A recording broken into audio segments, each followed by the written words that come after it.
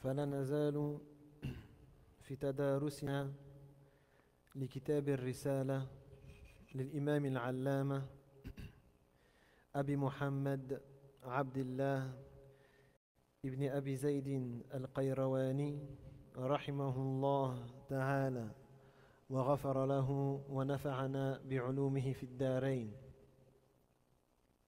Donc on est toujours en train d'étudier le livre Ar-Risala de l'imam Abu Muhammad Abdullah ibn Abi Zayd al-Qayrawani. Puisse Allah lui faire miséricorde,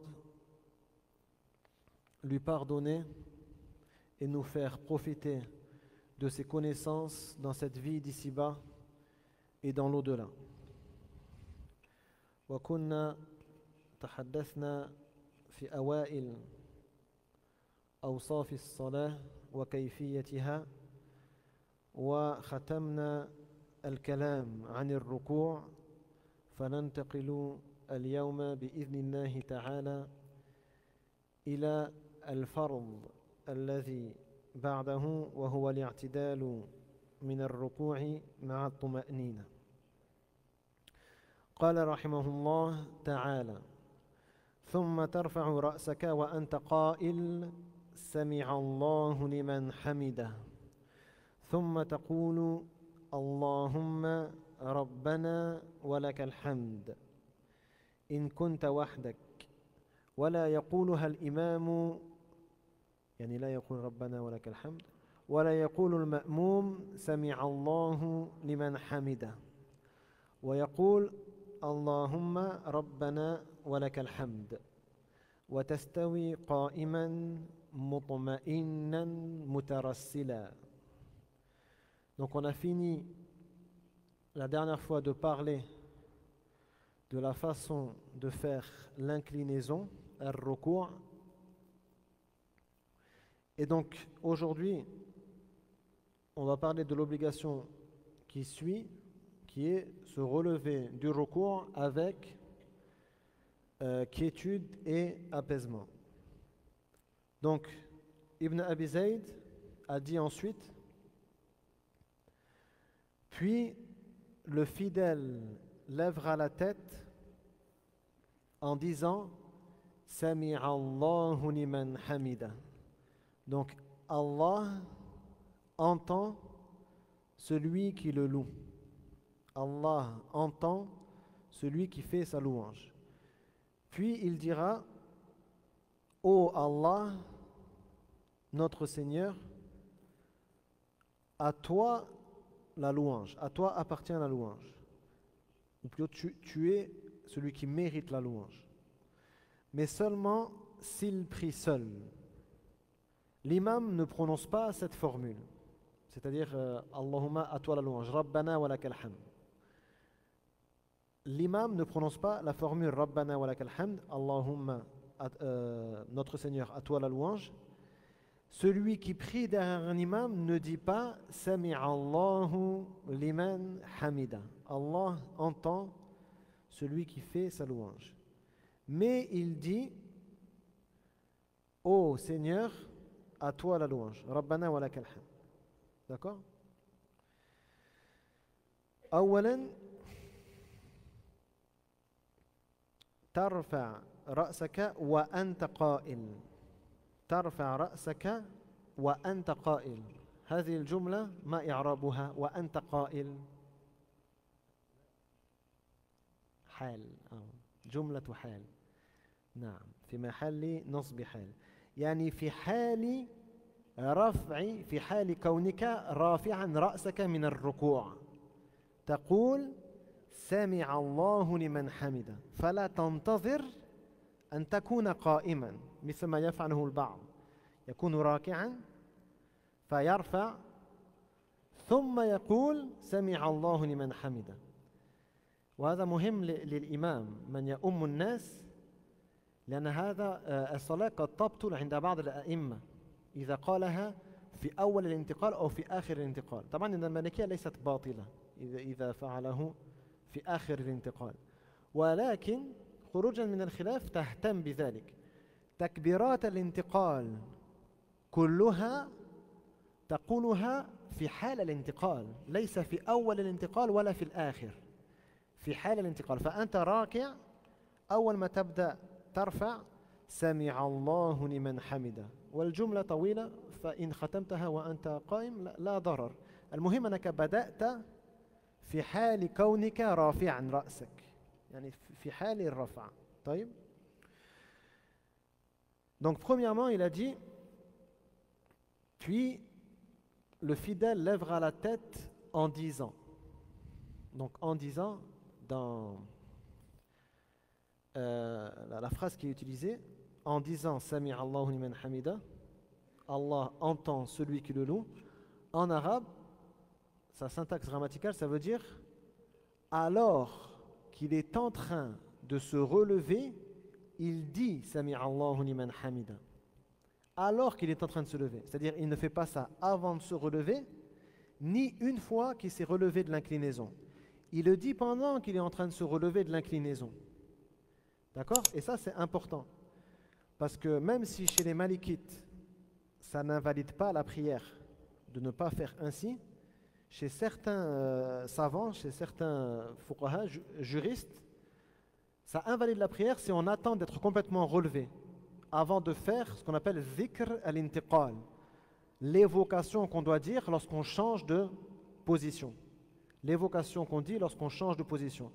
Que ce soit le takbir, Allahu Akbar, ou Sami Allahu liman hamida, d'accord?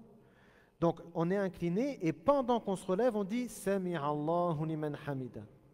Forcément la phrase elle est un peu longue, donc c'est possible qu'on la finisse une fois qu'on est déjà relevé. Ça c'est pas grave, même si les derniers mots sont faits alors qu'on est déjà debout.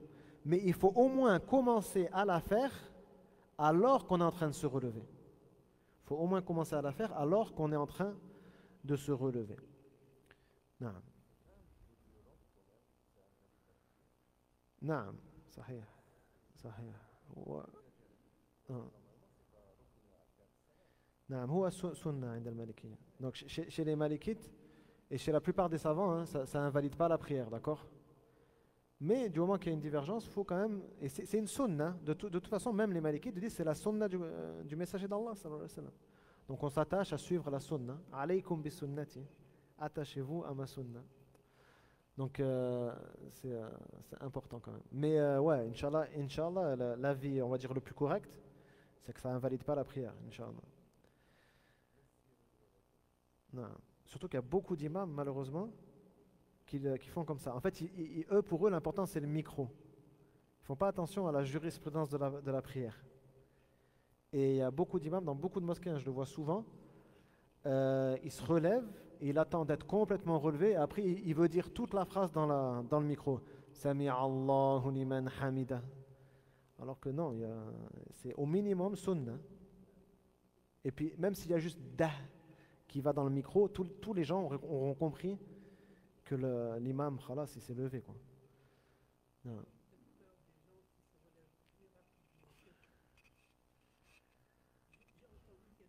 Ouais, mais c'est pas. Mais non, c'est pas. Les gens ont qu'à apprendre leur religion. Ça, c'est des choses. Talabu ilmihi fard. La prière en commun, quelqu'un qui vient prier en commun, il a l'obligation de connaître toutes les règles de la prière en commun. Ça lui prend le temps que ça lui prend, mais s'il ne fait pas, il est dans le péché. Donc l'imam, il n'a rien à voir avec ça. Si la personne est dans le péché, elle est dans le péché, qu'est-ce qu'il y a? Par contre, il doit essayer de leur apprendre. Ça, oui, il doit leur apprendre, tu vois. C'est son travail. Sur tous les trucs de la prière, l'imam, c'est la base, c'est qu'il apprend ce genre de choses. Mais il n'a pas à délaisser une sunna à cause de quelqu'un. Voilà. Le prophète sallallahu alayhi wa sallam, dans le hadith de Anas ibn Malik, كنا لا تنحني ظهورنا حتى تتمكن جبهة رسول الله صلى الله عليه وسلم من الأرض أو على الأرض. يعني quand ils étaient debout et que le messager d'Allah sallallahu alayhi wa sallam se prosternait, leur dos ne commençait qu'à se plier une fois que le front du messager d'Allah sallallahu alayhi wa sallam était bien sur le sol, tatamakkan, que son front était bien sur le sol, là il commençait à faire le sujoud, la prosternation. Non. Il faut que les gens du premier rang regardent l'imam. Les gens du deuxième rang, bon, ils pourront voir l'imam aussi, mais après, il faut se fier aux gens du premier rang. C'est pour ça que les gens qui sont juste derrière l'imam, c'est important qu'ils soient sachants. D'accord? Ouais. Hum.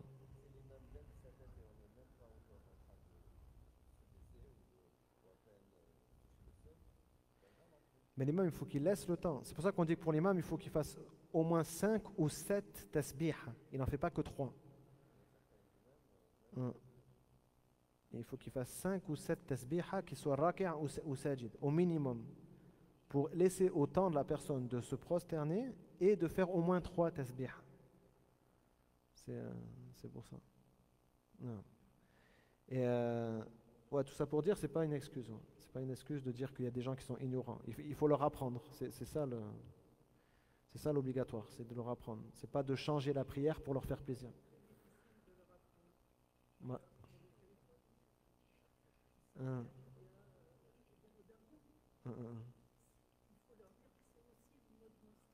Non. Il faudrait faire un mode mosquée. Une application comme ça. Mode mosquée. Ouais, c'est vrai. طيب. وأنت قائل سمع الله لمن حمده. سمع الله لمن حمده. ما معناه؟ سمع الله لمن حمده. ما معناه؟ هو لا يسمع الذي لا يحمد ولا يسمعه. يسمعه صح؟ لا سمع يعنى به شيء آخر. ماذا يعنى؟ نعم يتقبل أو يجيب. نعم نعم يعني استجاب الله لمن حمده، استجاب دعاءه، لأن الله يسمع دبيب النمل يسمعه صحيح. فلذلك المقصود أن استجاب الله لمن حمده. Donc Allah entend celui qui le loue. Qu'est-ce que ça veut dire? Allah entend celui qui le loue. Ça veut dire quoi?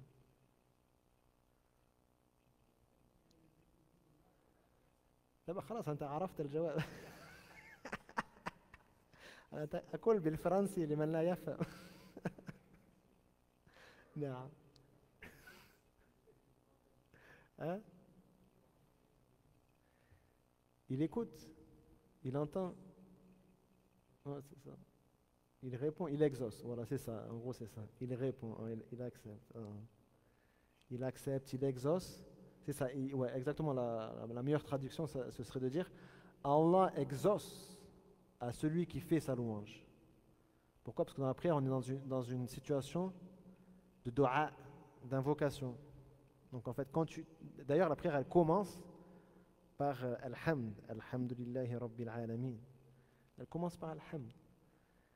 Al-Fatiha, c'est un dua. Ihdina as-sirat al-mustaqim. Al-Fatiha, c'est un dua. Commence par Alhamd. D'accord? Ah, c'est un dua. Hein. Al-Fatiha, c'est un dua. Non. Et donc voilà, c'est ça que ça veut dire. Ça veut dire il l'exauce. Parce que Allah entend tout. D'accord? Allah entend tout. Donc c'est pas voulu qu'il entende. Là c'est voulu qu'il exauce. ثم تقول اللهم ربنا ولك الحمد. اللهم ربنا أو ربنا. يعني المشهور عند الناس أن يقولون ربنا ولك الحمد. وفيه روايات. الحديث له روايات. اللهم ربنا ولك الحمد، اللهم ربنا لك الحمد، ربنا ولك الحمد، ربنا لك الحمد. كل هذه روايات. طيب اللهم ربنا هذا نداء اللهم ربنا ولك الحمد. هناك تقدير محذوف ما هو؟ هناك جملة مقدرة فعل مقدر.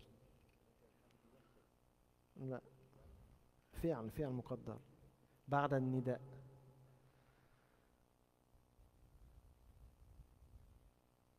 وسهل. سمع الله لمن حمده ربنا ولك الحمد، مأخوذ من الجملة التي قبلها. هو هذا تقبل أو استجب، صحيح.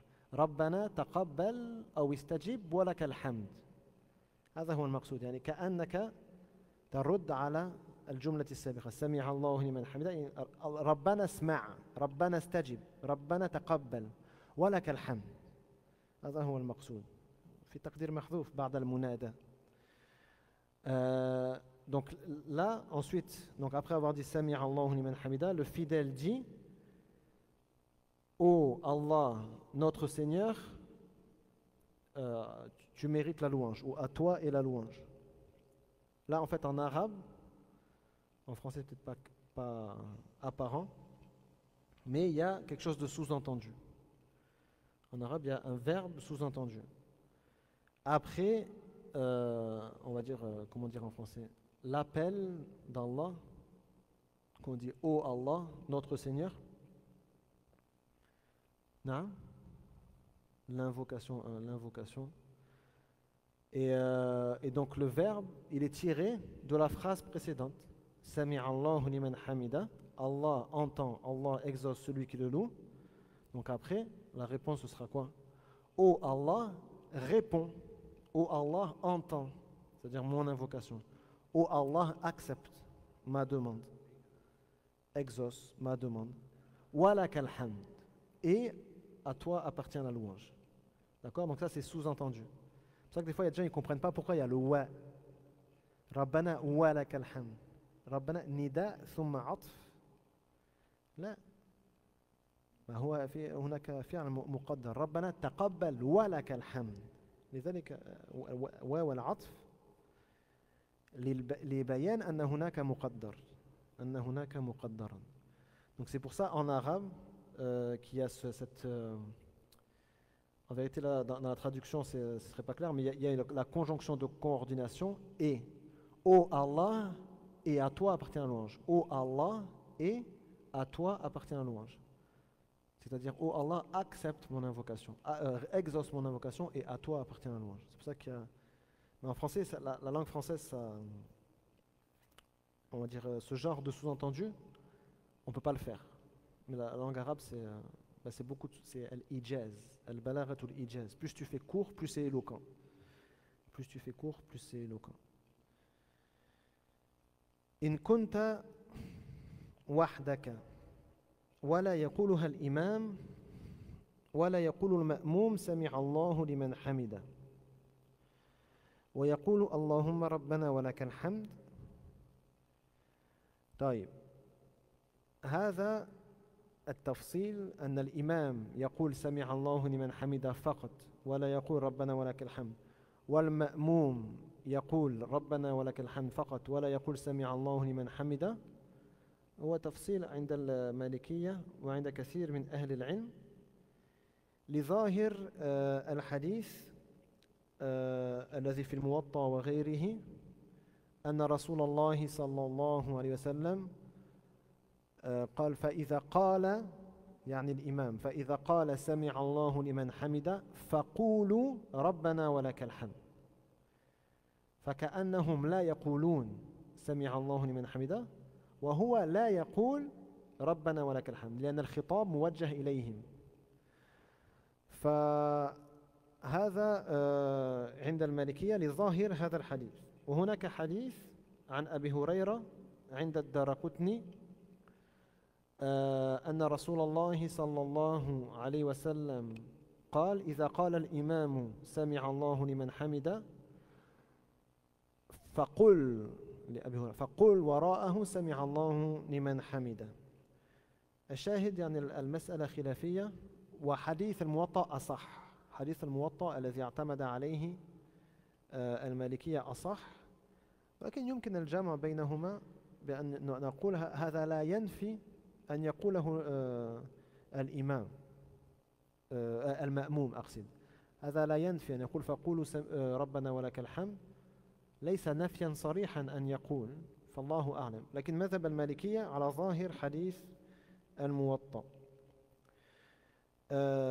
Donc ensuite il a dit, donc l'imam il ne prononce pas Rabbana wa lakal hamd quand c'est une prière en commun. L'imam ne dit pas Rabbana wa lakal hamd, et le ma'moum, donc celui qui est derrière l'imam, ne prononce pas Sami'a Allahu liman hamida. D'accord? Pourquoi? Parce qu'il y a un hadith rapporté dans Al-Muwatta où le messager d'Allah sallallahu alayhi wa sallam donc décrit la prière avec l'imam et il dit Idha qala sami'a Allahu liman hamida faqulu rabbana wa lakal hamd. Donc lorsque l'imam dit sami'a Allahu liman hamida, alors dites rabbana wa lakal hamd. Donc premièrement, il n'a pas ordonné aux gens qui prient derrière l'imam de dire sami'a Allahu liman hamida, donc ce qui serait un argument pour dire que les gens derrière l'imam ne disent pas Sami'a Allahu liman hamida, et il n'a pas inclus l'imam dans l'interlocuteur, d'accord? C'est les gens qui sont derrière l'imam. Celui à qui le prophète Mohammed sallallahu alayhi wa sallam parle, c'est les gens qui sont derrière l'imam. Il ne parle pas à l'imam. Il dit dites-vous, mais l'imam n'est pas compté dans le dialogue, d'accord? Et donc ça voudrait dire que le messager d'Allah sallallahu alayhi wa sallam n'a pas inclus l'imam dans la parole Rabbana wa lakal hamd. Donc ça c'est l'argument, et c'est l'argument de la plupart des savants. C'est l'avis de la plupart des savants.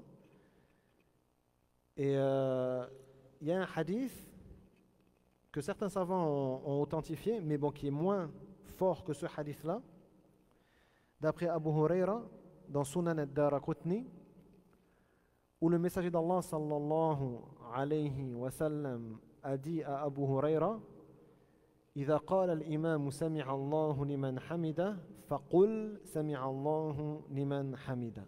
Donc lorsque l'imam dit سمع الله لمن حمده, dit سمع الله لمن حمده. Donc ce hadith, il a été rejeté par la plupart des savants à cause que le sens apparent du hadith précédent, c'est que l'imam ne va pas le dire, Sami'a Allahu liman hamida, parce qu'il ne fait pas partie des interlocuteurs, comme je vous l'ai dit. Mais en vérité, il n'y a pas de réelle contradiction.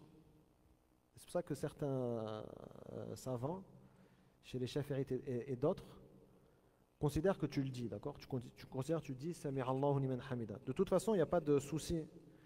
Si la personne le dit, que ce soit volontairement ou involontairement, elle n'a ni à faire sujoud as-sahw, elle n'a ni à faire la prosternation de l'oubli, ni rien.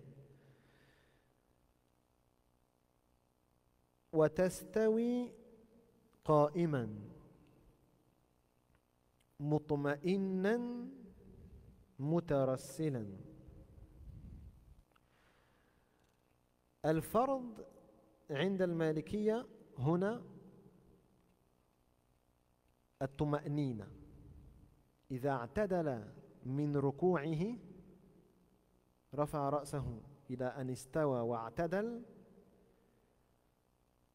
فرض عليه أن يطمئن. طيب فرض عليه أن يطمئن. أما الاعتدال إلى آخر قيامه فهذا عندهم سنة. فإن وقف مثلا منحنيا قليلا ولكن اطمأن هكذا صحت صلاته.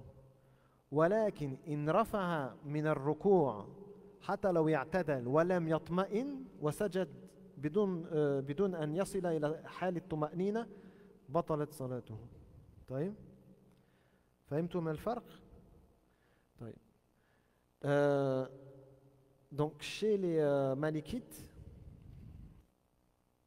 donc là Ibn Abi Zayd dit puis le fidèle se redressera et gardera une immobilité sereine et soutenue. Mutama'innan mutarassila.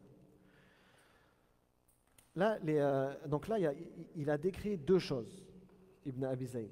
Se relever du recours, istawa, c'est-à-dire jusqu'à être relevé comme ça, d'accord, complètement relevé. Istawa, droit, voilà, être droit, d'accord, être droit quand tu te relèves, et le fait d'être serein et immobile. Il y a deux choses, être droit et être serein et immobile. Être serein et immobile, chez les Malikites, c'est fard, c'est-à-dire si tu le délaisses, ta prière elle est invalide. Il faut absolument que quand tu te relèves du recours, tu t'immobilises avant de faire la prosternation, avant de faire la sujoud. Il faut que tu t'immobilises, tu atteignes la quiétude, l'apaisement. À cause du hadith, hadith al-Musi'i salatahu, thumma rfa' hatta tatma'inna qa'iman. Thumma rfa' hatta tatma'inna qa'iman. Donc, ensuite, lève-toi, donc après le recours, jusqu'à ce que tu atteignes la quiétude debout. Donc, tu t'es mis debout et tu attends un petit peu avant de faire le sujoud. Donc ça, ce hadith de celui qui ne savait pas faire la prière, le prophète Mohammed sallallahu alayhi wa sallam n'a cité dans ce hadith que al-furud, les obligations, les piliers de la prière, d'accord? Il n'a pas cité les choses facultatives, d'accord? Et donc ça, c'est l'argument de la majorité des savants, d'accord? De la majorité des savants, entre autres al-Malikiyya. Et donc c'est une vérité. Par contre, le fait de se mettre droit, ça chez les Malikites, c'est pas un fard, c'est une sunna. C'est-à-dire qu'il faut se mettre droit, d'accord? Mais si tu le fais pas, que tu es resté un peu en fait avachi, mais que tu as quand même atteint la quiétude, donc tu as fait Sami Allahu liman hamida, mais tu es resté un peu avachi comme ça, jusqu'à atteindre la quiétude. Tu t'es pas mis bien droit. Avant de faire le sujoud, ta prière sera valide, d'accord? Il n'y a pas de souci, parce que c'est juste une sunna. C'est détestable de le délaisser, d'accord? De délaisser le fait d'être droit. C'est clair? Non. Ah, bah après, non, mais. Ah oui, voilà. Si la personne, elle a du mal à se redresser, parce qu'elle a des douleurs au dos ou quoi, non, là, bien sûr, elle a une excuse. Là, on parle même pas de ça. Ça, forcément, on peut même pas dire que c'est détestable. Dans ce cas-là, ce serait détestable qu'elle nuise à sa propre personne en se faisant mal, en essayant absolument de se mettre droite. Là, non. Forcément, la personne âgée ou la personne malade qui a des problèmes de dos ou quoi, elle n'est pas concernée. Là, je parle de... Voilà, la personne capable. C'est ça que je veux dire. Donc, la personne capable qui resterait un peu avachie, qui ne serait pas mis bien droite, elle a juste fait quelque chose de pas recommandé, d'accord? Par contre, il faut absolument atteindre la quiétude. Donc tu te relèves et tu ne bouges plus. Ensuite, tu fais le recours. Ensuite, le sujoud, pardon. Ensuite, tu fais la prosternation. ثم قال رحمه الله تعالى ثم تهوي ساجدا لا تجلس ثم تسجد وتكبر في انحطاطك للسجود فتمكن جبهتك وأنفك من الأرض وتباشر بكفيك الأرض باسطا يديك مستويتين إلى القبلة تجعلهما حذو أذنيك أو دون ذلك كل ذلك واسع غير أنك لا تفترش ذراعيك في الأرض ولا تضم عضديك إلى جنبك أو إلى جنبيك معذرة ولكن تجنح بهما تجنيحا وسطا وتكون رجلاك في سجودك قائمتين وبطون إبهاميهما إلى الأرض. Donc ensuite il a dit puis il se prosternera. Donc il se plongera dans la prosternation sans s'asseoir. Alors, je ne sais pas pourquoi ceux qui ont la même traduction que moi, l'auteur n'a pas traduit ça, je ne sais pas pourquoi. Donc sans s'asseoir, il se prosternera. Ensuite, il dira, ensuite, en se prosternant, il dira Allahu Akbar. En se prosternant, en se baissant pour se prosterner. Il touchera terre avec le front et le nez. Donc c'est pas exactement ça qu'il a dit. Il a dit tu poseras convenablement ton front et ton nez sur le sol. C'est ça qu'il dit Ibn Abi Zayd. Tumakkinu jabhataka wa anfaka min al-ard. Tumakkinuhuma. Donc tu les poses convenablement sur le sol. Il posera sur le sol ses deux mains ouvertes, c'est-à-dire sur la paume des mains. Ses deux mains ouvertes et bien droites en direction de la Qibla, à côté des oreilles ou à peu près ici, d'accord? C'est pas, on va dire, délimité, à peu près vers les oreilles. Tout cela n'est pas prescrit de façon très stricte. Tout cela, il veut dire la façon de poser les mains. C'est ça qu'il veut dire. Cependant, le fidèle ne devra pas faire reposer les avant-bras sur le sol. D'accord? Il faut que ses avant-bras soient levés, pas posés sur le sol. Il ne faut pas que ses avant-bras touchent le sol. En gros, c'est ça. Ni joindre les bras aux côtés du corps. Donc, ni l'avant-bras est sur le sol, ni cette partie du bras est collée au corps. Mais il devra les en écarter modérément. Modérément. C'est-à-dire pas non plus. D'accord? Voilà. Voilà. Parce qu'il y a des gens, malheureusement, comme vous dites, l'interdiction de prier comme ça. Hein. Voilà. Il fait un périmètre autour de lui. Non, c'est pas ça qu'il voulait. C'est modérément, d'accord? Dans la prosternation, les deux pieds seront perpendiculaires au sol. Le dessous des deux gros orteils touchant terre. D'accord? Le dessous. Le dessous des deux gros orteils. طيب.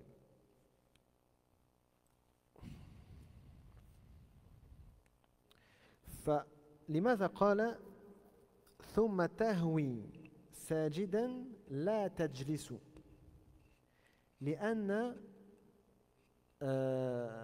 لأن السجود ينبغي أن يكون من قيام ولا يكون من جلوس لأنه روي أن رسول الله صلى الله عليه وسلم في آخر عمره لما ثقلت أعضاه كان يجلس قبل السجود هذا لعذر لأنه ثقلت أعضاؤه كما هو مذكور في الحديث فلذلك يكره بدون عذر يكره أن يجلس أولا ثم يسجد مع أن رسول الله صلى الله عليه وسلم فعله ولكن فعله لعذر في آخر أيامه لما ثقلت أعضاؤه صلى الله عليه وسلم. Donc au début, il a dit, ensuite, il se plonge en prosternation sans s'asseoir. Pourquoi il a dit sans s'asseoir?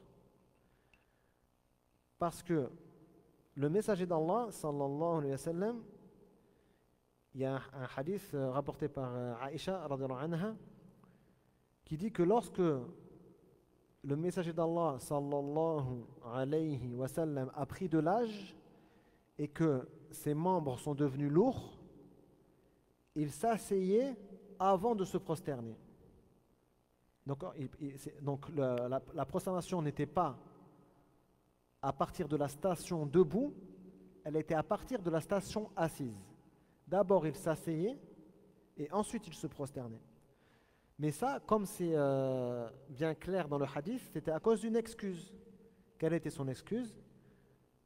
il avait pris de l'âge, sallallahu alayhi wa sallam, thaqulat a'da'u. Ses membres étaient devenus lourds. D'accord? Ses membres étaient devenus lourds. Donc le fait de faire ceci et de prétendre que c'est la sunna sans qu'il y ait al-udhr, sans qu'il y ait l'excuse, c'est faux. C'est pas la sunna. La sunna, c'est de le faire s'il y a l'excuse. Si à cause de l'âge, tu as du mal à te prosterner à partir de la station debout, dans ce cas-là, tu peux t'asseoir d'abord, tranquillement, et faire le sujoud après s'être assis. Donc c'est pour ça que chez les Malikites, c'est détestable de d'abord s'asseoir et de faire le sujoud après s'être assis. D'accord? C'est détestable. Sauf bien sûr s'il y a l'excuse. Dans ce cas-là, s'il y a l'excuse, si ça devient difficile, dans ce cas-là, il n'y a pas de souci. Au contraire, ça devient une sunna.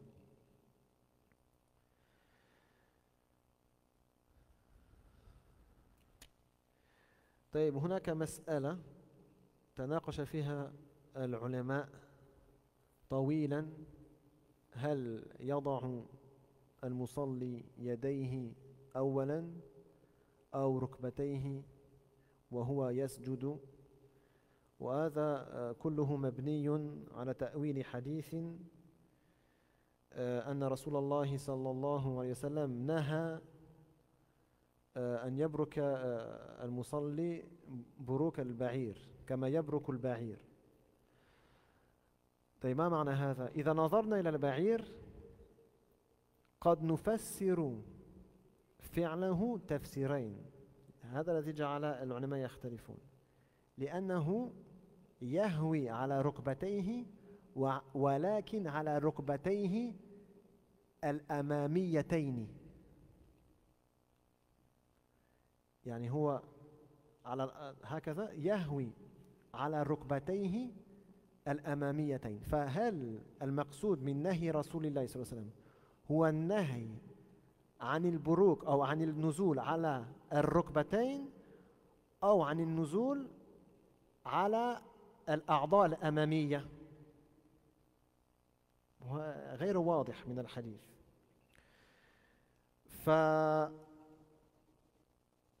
فالمالكية رجحوا أن المنهي عنه هو النزول على الركبتين.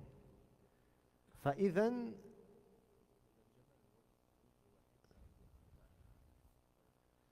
ركب صح نعم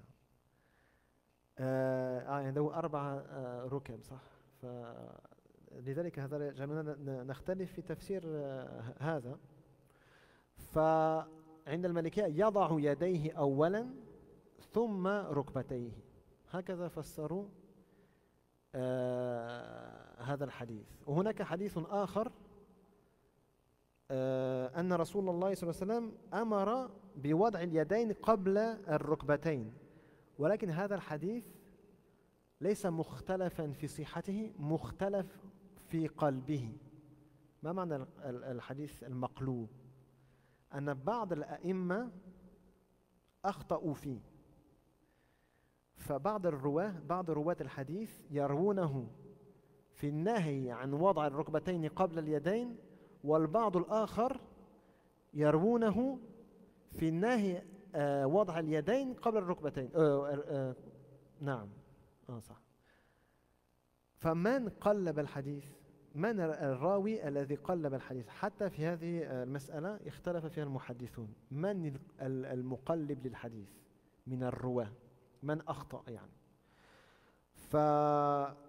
فعموما المسألة فيها سعة، المسألة فيها سعة. عند المالكية هو وضع اليدين قبل الركبتين. نعم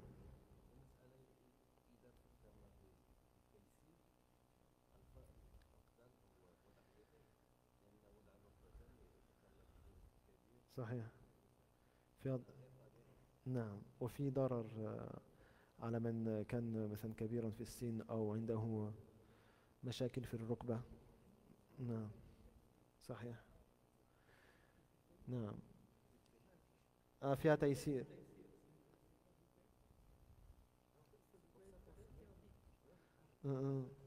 فيها تيسير. قول المالكية كذلك يعني من جهة العقل يقال فيه تيسير، أنه الأسهل أنك تضع يديك. نعم نعم. قد تتضرر بوضع الرجلين قبل الركبتين قبل اليدين. Donc ensuite, une autre question par rapport à ça. Dois-je poser mes mains ou mes genoux d'abord lorsque je vais pour me prosterner? Que dois-je faire? Les savants ont longtemps débattu sur cette question parce que les preuves qui la concernent peuvent avoir plusieurs interprétations. Donc la preuve la plus importante que les savants citent, c'est le fait que le messager d'Allah, sallallahu alayhi wa sallam, a interdit, c'est-à-dire lorsqu'on va pour se prosterner, de s'asseoir comme un chameau, de s'asseoir comme le chameau ou le dromadaire. Comment s'assoit-il? Quand on regarde un chameau ou un dromadaire s'asseoir, on va se rendre compte déjà, comme le frère il a dit, déjà qu'il a 4 genoux. D'accord? Il a 4 genoux. Et il va poser ses genoux avant de poser ses genoux arrière. Donc, qu'a voulu dire le messager d'Allah, sallallahu alayhi wa sallam? Est-ce qu'il nous a interdit de poser les genoux avant les mains? Et donc, dans ce cas-là, il faut poser les mains d'abord. Ou est-ce qu'il nous a interdit de poser les membres de devant, c'est-à-dire les 2 mains, avant les membres de derrière? Parce que le chameau commence par les genoux de devant. D'accord? Donc ils divergent sur cette question. Chez les Malikites, l'avis correct, c'est qu'on pose les mains avant les genoux. C'est qu'on pose les mains avant les genoux. Et il y a un autre hadith que les savants utilisent, mais malheureusement, c'est pareil, chacun des 2 groupes l'utilise pour lui. C'est un hadith où le messager d'Allah, sallallahu alayhi wa sallam, a interdit de poser les genoux avant les mains. Mais ce hadith, certains transmetteurs du hadith se sont trompés. D'accord? Il a été transmis par plusieurs personnes. Certains transmetteurs du hadith l'ont rapporté à l'envers. On appelle ça hadith maqlou. Il est à l'envers. Ils ont dit que le messager d'Allah, sallallahu alayhi wa sallam, a interdit de poser les mains avant les genoux. Et en fait, vu que chacun des transmetteurs est digne de confiance, mais que forcément il y en a un qui s'est trompé, à partir de là, les savants ont divergé qui s'est trompé. C'est lequel qui s'est trompé. Et par contre, il y a un autre hadith, hadith rawahu Sharik an Asim,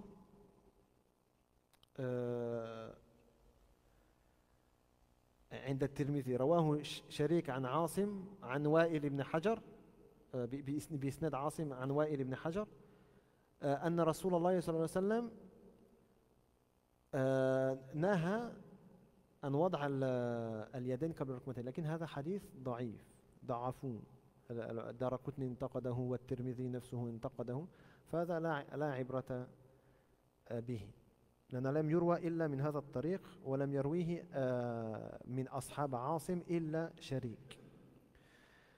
Il y a un autre hadith qu'ils utilisent d'après Sharik, d'après Asim, qui a avec sa chaîne de transmission le rapport d'après Wa'il ibn Hajar radhiyallahu anhu, qui dit que le messager d'Allah sallallahu alayhi wa sallam aurait interdit de poser les mains avant les genoux. Mais ce hadith n'est pas authentique, d'accord? Ce hadith est faible selon tous les érudits du hadith. Selon tous les érudits du hadith, ce hadith est faible. Il a été affaibli par Ad-Daraqutni et par At-Tirmidhi et d'autres savants du hadith. Parce que de tous les étudiants de Asim, il n'y a que Sharik qui l'a transmis comme ça. Il y a aucun. Donc c'est forcément il s'est trompé, Sharik. Il a dû le rapporter de quelqu'un d'autre et il a cru que c'était Asim, mais il s'est trompé. Et c'est pour ça que les savants le considèrent tous comme faible. وإذا سجدت فإنك تمكن جبهتك وأنفك من الأرض. الجبهة ما بين الحاجبين إلى الناصية. وأنفك من الأرض. الواجب هو وضع الجبهة. الأنف تبع للجبهة سنة. الواجب عند المالكية أن تضع الجبهة. أما الأنف تابع للجبهة فوضعه سنة. فلذلك إن كان له قروح وجروح على جبهته لا يسن له أن يضع أنفه فقط، يسن له أن يومئ فقط في صلاته، لا يضع أنفه، لأن المتبوع إذا سقط التابع. المتبوع الجبهة إذا سقط التابع، سقط الأنف. En ce qui concerne donc le fait de poser le front et le nez, ce qui est voulu par le front, donc c'est ce qui est la partie entre les deux sourcils jusque à la racine des cheveux. Donc c'est ça le front, al-jabha. C'est ça qui est obligatoire de poser pendant la prière. Il est obligatoire de le poser. De le poser avec le nez, c'est-à-dire de manière recommandée. Si le nez ne touche pas le sol, chez les malikites, le sujoud est quand même valide. La prosternation est quand même valide. D'accord? Mais le nez suit le front dans la prescription. Ce qui est prescrit, c'est le front, ça qui est obligatoire, et le nez suit la prescription du front. Qu'est-ce que cela veut dire? Ça veut dire que si par exemple la personne a des blessures sur le front et donc elle devra prier, elle ne devra pas se prosterner en faisant toucher seulement son nez. Il lui suffira juste de se pencher, de se pencher pour désigner donc le mouvement de la prosternation. D'accord? Il ne sera pas obligatoire de poser le nez par terre. Pourquoi? Parce que le nez suit le front dans la prescription. Et si la chose suivie est annulée, la chose qui suit est annulée. هذه قاعدة فقهية. إذا سقط المتبوع سقط التابع. إذا سقط المتبوع سقط التابع. Donc vu que le nez suit le front, si tu as des blessures sur le front, tu ne vas pas poser ton nez sur le sol. Il te suffira juste de te pencher et tu n'auras pas la prescription de poser ton nez. Si la personne, soit par ignorance, soit parce qu'elle veut faire ça, pose quand même son nez, il n'y a pas de souci. Son sujoud, il est valide. Son sujoud, il est valide, sa prosternation, elle est valide. Pourquoi? Parce qu'il a fait encore plus que se pencher, d'accord? Il s'est prosterné. Mais il n'aura pas plus de récompense, d'accord? C'est pareil. Il a fait une chose ça ne servait pas à grand-chose, mais sa prosternation est valide. هناك مسألة لم يذكرها مسألة وضع لفة أو أكثر من العمامة على الجبهة وهو يسجد. عند المالكية إذا كانت العمامة قماشتها رقيقة ولم يزد على لفة أو لفتين صح سجوده. إذا زاد عن ذلك بطل سجوده.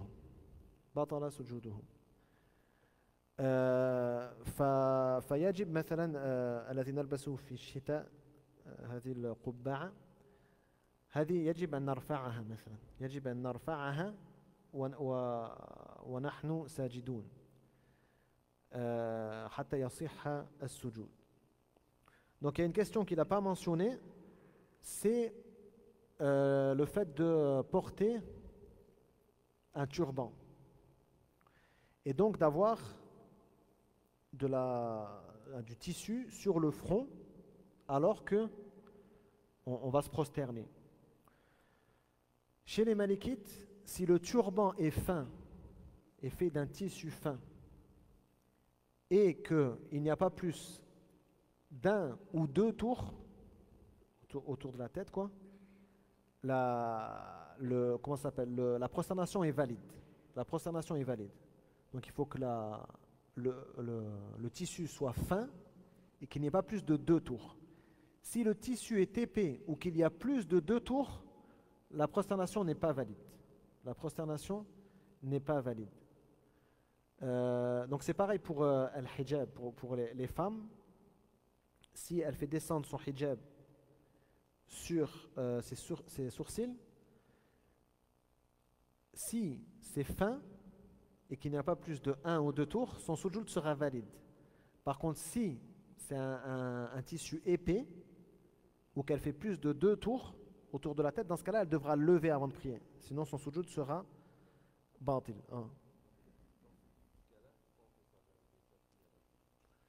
هذا مكروه عند المالكية وعند أكثر الأئمة مكروه أنك لا تصلي على الأرض بشارا. Donc la question, pourquoi on prie sur des tapis? À la base, c'est détestable chez les malikites et chez les autres savants de prier sur des tapis. Ils ont dit qu'il n'y a que al-hasira. Al-hasira, donc il y a un tapis tressé, genre quelque chose qui ressemble à de l'osier mais plus souple, quoi. Ça, vu que c'est à peu près comme le sol et que le messager d'Allah sallallahu alayhi wa sallam lui-même s'est rapporté qu'il ça lui est arrivé de prier sur al-hasira, il n'y a pas de souci. Comme de la paille, voilà, c'est ça que je cherchais. Voilà, en plastique là, ça c'est une hasira, ça on appelle ça une hasira. L'espèce de tapis en plastique tressé là. Oui, la vraie c'est comme de la paille. Ouais, l'osier c'est trop dur, mais je me souvenais plus, c'est de la paille que je voulais dire. Donc le messager d'Allah sallallahu alayhi wa sallam s'est mentionné qu'il il a prié sur al-hasira. Et ça, donc les savants ne le considèrent pas détestable. Pourquoi? Parce que c'est comme le sol. Par contre, ce qui ramène de la confortabilité, ils considèrent ça comme détestable. C'est mieux de le faire directement sur le sol. Parce que le messager d'Allah, sallallahu alayhi wa sallam, priait à même le sol, dans la mosquée, etc. Et tous les compagnons comme ça. Ils priaient, c'était ramr wa hasa, du sable et des galets. Du sable et des galets. Ça, il y a des gens, ils pensent que c'est prescrit de mettre. Il va prier, même chez lui, il va aller chercher sa truc pour sa sajjada pour la mettre. Ça, c'est pas prescrit. Aucun savant ne considère que c'est recommandé, mustahab, ne serait-ce que mustahab.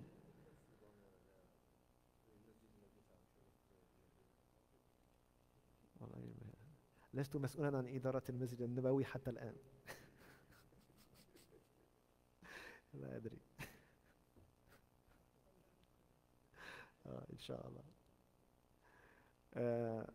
Donc bien sûr, c'est pas une preuve qu'il y ait un tapis pour l'imam à la Mecque ou à Médine. Ça n'a jamais été une preuve. Hein. Les preuves dans la religion, c'est les textes, le Coran, Sunna, le consensus des savants, l'analogie sur les textes, etc.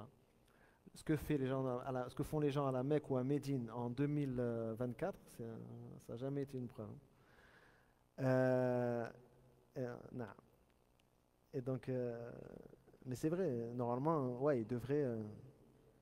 Mais après, à Médine, il y a des tapis, mais il y a des endroits où il n'y a pas de tapis. Et à la Mecque, il n'y a pas de tapis sauf pour l'imam. Ils mettent un tapis pour l'imam. Quand je veux dire, quand tu es à côté de la Kaaba. Quand tu es à côté de la Kaaba, il n'y a pas de tapis.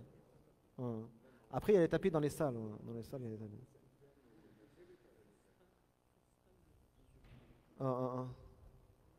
C'est ça. Donc normalement, quand tu es chez toi, tu n'as pas à aller chercher ton tapis et tout. Tu pries directement là où tu es. Là où tu es, tu pries. Et le messager d'Allah, sallallahu alayhi wa sallam, une fois, il a vu un des compagnons, il me semble que c'est Ammar ibn Yasir, radiallahu anhu. Qui avait des bawasir, des hémorroïdes, et donc il utilisait un coussin. Il avait du mal à se prosterner et tout. Il avait mis un coussin genre pour s'aider dans les mouvements de la prière. Et le prophète sallam donc a éloigné le coussin. Il a dit salli qa'iman fa illam tastati' fa qa'idan fa illam tastati' fa ala jam. Donc prie debout. Si tu ne peux pas, assis. Si tu ne peux pas, sur le côté. Donc, il a pris le wissada, il a pris l'oreiller, le coussin, Et il leur a ordonné de ne pas prier avec ça, de ne pas céder de ça. Non. Non. Ah, bien sûr. Ah, ça montre qu'il faut toujours chercher la facilité. Ça montre qu'il faut toujours chercher la facilité. Non. Il y a une question? تفضل. قل لي. Ouais. Pour se prosterner, ويسجد مع اليد ولا لا يستطيع أن يسجد يقعد. عنده حلين. الحل الأول أن يصلي كل صلاته قائما، فإذا جاء الركوع ركع، وإذا جاء وقت السجود انحنى أكثر من انحناء ركوعه، فهو قائم في صلاته يقرأ قرآن، يركع سمع الله لمن حمده، ثم بدل من أن يسجد ينحني أكثر من انحناء الركوع. هذا الحل الأول.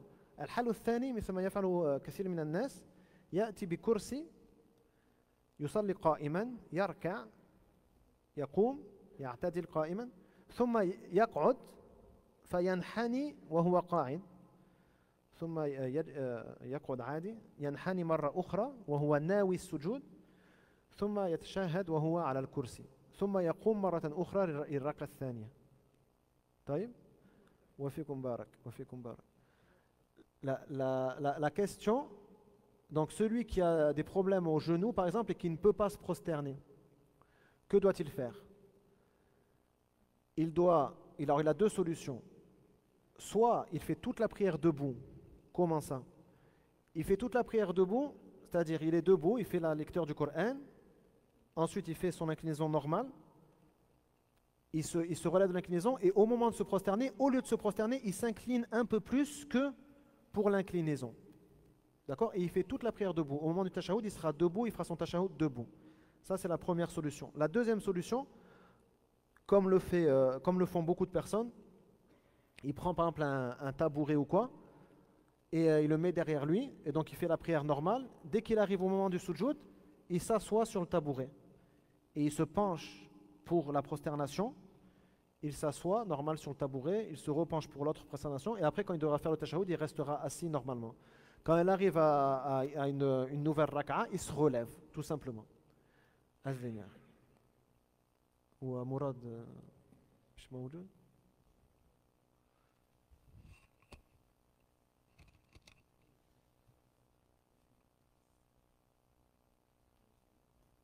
أذن يا جابر. كويس الحمد لله. طيب.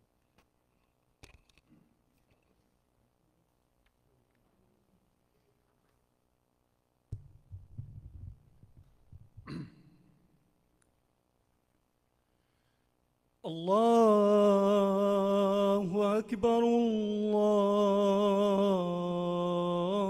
الله أكبر الله أكبر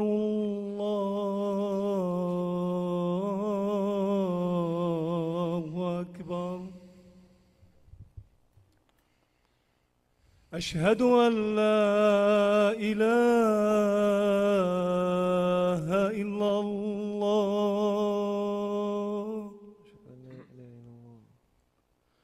أشهد أن لا إله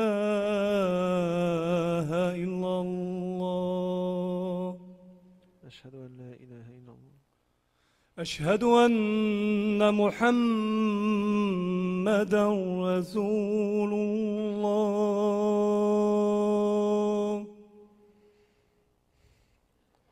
أشهد أن محمدًا رسول الله حي على الصلاة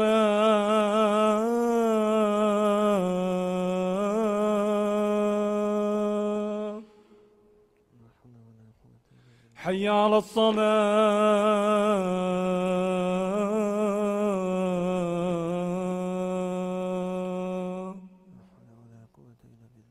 حي على الفلاح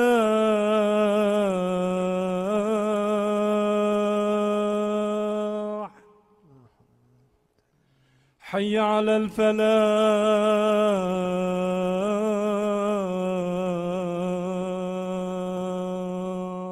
لا حول ولا قوة إلا بالله. الله أكبر الله أكبر الله أكبر الله أكبر. لا إله إلا الله. لا إله إلا الله وأشهد أن لا إله إلا الله. آت محمدا الوسيلة والفضيلة وابعثه مقاما محمودا الذي وعدته. بسم الله والحمد لله والصلاة والسلام على رسول الله، أما بعد. ثم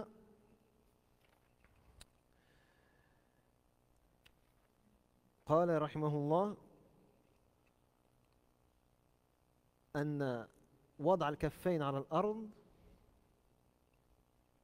يكون بحيث تكون مستويتين للقبلة حذو الأذنين. هذا ليس فيه نص، لذلك قال ابن أبي زيد: وكل ذلك واسع، سواء كانت اليدان بجوار الأذنين أو حذو المنكبين أو نحو ذلك فلا بأس. Donc ensuite, il parle des mains. Où doit-on placer les mains? Donc il a dit en direction de la Qibla, proche des oreilles, et ceci n'est pas, il n'y a pas de contrainte en ceci. Pourquoi? Parce qu'il n'y a pas de texte qui nous oblige à mettre ou qui nous ordonne de mettre les mains à une position précise par rapport au corps. Donc si on les met un peu plus proche des épaules, un peu plus proche des oreilles, ou à peu près vers, vers là, quoi, il n'y a aucun souci et aucune gêne. غير أنك لا تفترش ذراعيك في الأرض لأن رسول الله صلى الله عليه وسلم نهى أن يفترش الرجل ذراعيه افتراش السبع أو افتراش الكلب، وهو أن يضع ذراعه على الأرض وهو ساجد. Donc ensuite il dit que on ne pose pas les avant-bras sur le sol alors qu'on est en prosternation, parce que le messager d'Allah sallallahu alayhi wa sallam a interdit de se prosterner comme s'assoit le chien, iftirash al-kalb. En fait, ça veut dire quoi? Ça veut dire le fait de poser l'avant-bras sur le sol alors qu'on est prosterné. ولا تضم عضديك إلى جنبيك. هذه الكراهة عند المالكية تخص الرجال فقط. فيفتح ويجنح تجنيحا يسيرا كما قال رحمه الله. لا يجنح بحيث يرفع كثيرا، لا، يجنح تجنيحا يسيرا قليلا. Donc ensuite il a dit que il ne doit pas coller ses bras à ses côtes, et cette interdiction concerne seulement les hommes chez les Malikites, et il doit ouvrir légèrement les côtés. Ça veut dire qu'il doit ouvrir beaucoup, c'est-à-dire juste il décolle ses coudes de son corps, d'accord? Il doit décoller les coudes de son corps. أما حكم المرأة عند المالكية أنها تضم العضد إلى جنبها، واستندوا إلى حديث رواه البيهقي أن رسول الله صلى الله عليه وسلم مر بامرأتين تصليان فأمرهما بضم لحمهما وقال ليست المرأة في ذلك كالرجل. وهذا حديث مرسل، نعم حديث مرسل، فهو ضعيف الإسناد. ومن أهل العلم من لم يرى فرقا بين الرجل والمرأة الإمام إبراهيم النخعي رحمه الله، واستندوا إلى ما رواه البخاري أن أم الدرداء كانت تجلس في الصلاة مثلما يجلس الرجال وتصلي مثل ما يصلي الرجال ويقول الراوي وكانت فقيهة. فالشاهد إن صح الحديث المرسل الذي عند البيهقي ظاهره أنها إن كانت في حضور رجال أجانب فينبغي لها أن تستحي، أما إن كانت وحدها فتعمل بعموم قوله صلى الله عليه وسلم صلوا كما رأيتموني أصلي. Donc ensuite, en ce qui concerne la femme, chez les Malikites, il lui est recommandé de rapprocher ses bras de son corps lorsqu'elle est dans la prosternation. Et ils argumentent en citant un hadith rapporté par l'imam al-Bayhaqi, dans lequel il est cité que le messager d'Allah sallallahu alayhi wa sallam est passé à côté de deux femmes en train de prier, et il leur a ordonné de rapprocher leurs bras de leur côté, et il leur a dit laysat al-mar'atu fi dhalika kar-rajul. Donc la femme n'est pas comme l'homme dans ceci. Ce hadith, on ne sait pas qui a transmis entre le disciple des compagnons, le tabi'i qui a transmis, et le messager d'Allah, on ne sait pas qui il y a entre les deux. Donc c'est une des catégories de hadith faibles. Et c'est un hadith mursal, il est faible. D'autres savants voient qu'il n'y a aucune différence entre la femme et l'homme dans la prière. La femme prie exactement comme l'homme, et il s'appuie en ceci sur le hadith qu'a rapporté Al-Bukhari, selon lequel Darda radhiyallahu anha priait comme priaient les hommes et s'asseyait dans la prière comme s'asseyaient les hommes. Et donc le transmetteur du hadith, il a dit wa kanat faqiha, et c'était une juriste, c'était une érudite, d'accord, c'était une érudite. Et donc c'est l'avis de Ibrahim al-Nakha'i par exemple, qui voyait qu'il n'y avait aucune différence. Si le hadith d'Al-Bayhaqi est authentique, il pourrait concerner seulement la femme lorsqu'elle est en présence d'hommes étrangers. Dans ce cas-là, elle se doit d'avoir la pudeur avec son corps. Donc elle essaie de cacher son corps lors des mouvements de la prière.